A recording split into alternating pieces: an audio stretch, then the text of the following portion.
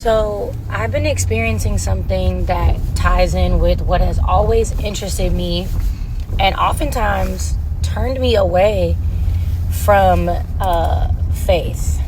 And again, when I speak about this, I don't mean everyone.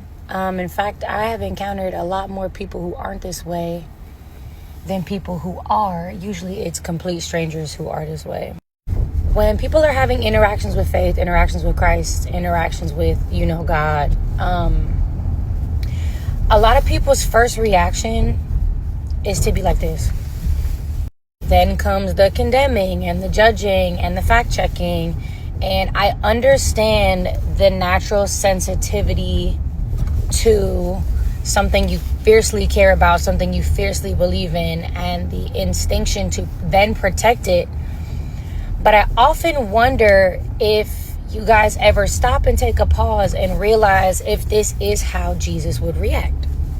As someone who grew up Christian, completely got away from the faith, and then has returned to more so following and deepening my understanding of Jesus and character, and trying to approach it as such in a what would Jesus do? What was the thought process? What was the humility aspect? How do I adopt character and that understanding and that way of life into myself versus, a lot of things that were, I guess, pushed onto us ideologically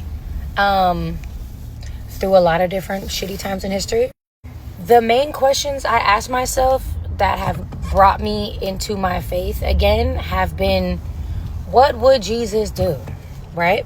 What is God if not love, okay? How does love react in this situation? How does choosing love, choosing grace, choosing betterness, choosing wellness, choosing peace, how does that look in my daily life versus this instinctual?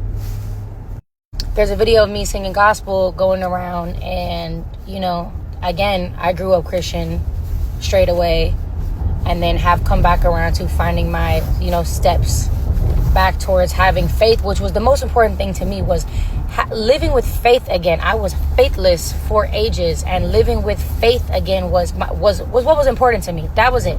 Living with faith, having an undeniable, beautiful, overflowing faith that if anything was going on in my life, my instinct was to then turn to God, because I lost that. And the reaction that's been spinning me has been, oh, well, anybody can sing about Jesus. Let's see if the fruit speaks. And my favorite response to that was, well, did you even pray for her first to have godly fruit before you said this?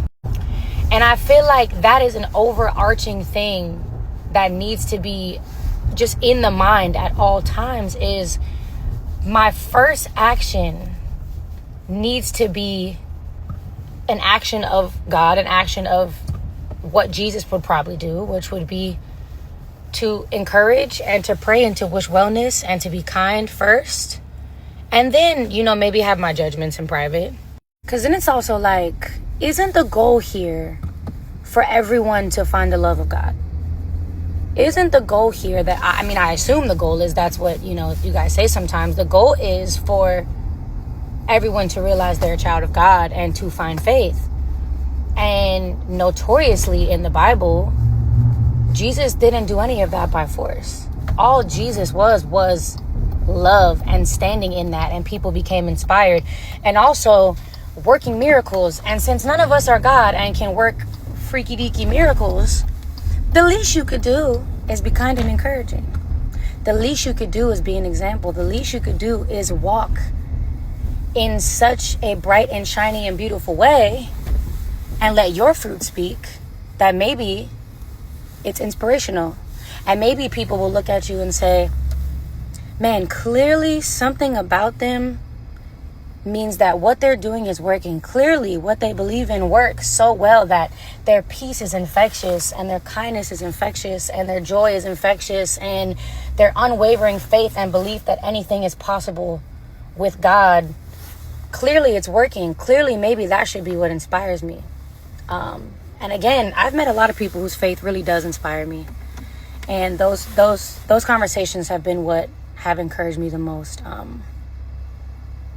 And I think, that's the fruit that I want to seek, and that's the fruit that I want to embody at some point. And I'm rambling, but you get it.